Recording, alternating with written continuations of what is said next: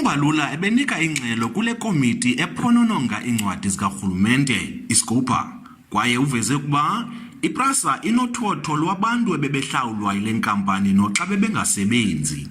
And that operations then have proven by last year, December, 3,000 people were being paid. And since last year, December, the salaries, of those people have been stopped. None of those people have come forward to claim that they have been stopped unfairly. Mbalula uphinde waxinwa nangemibuzo engqamelane nokubiwa okanye kutshiswe iziseko zakwaPRASA. Uthi ibhodi ebilawula ngaphambili kuya kufuneka iphendule.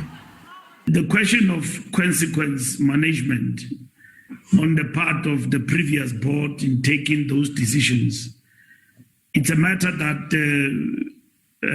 we can pursue in terms of ensuring that those people are declared as delinquent as board members.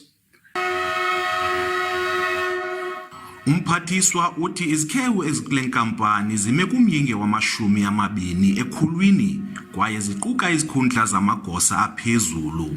Kusenjalo, le komiti iza kuzisa ingxelo ethe vetshe ngobume bale nkampani yakwaPRASA kungekudala. Bulelani Philip, SABC News eParlamente.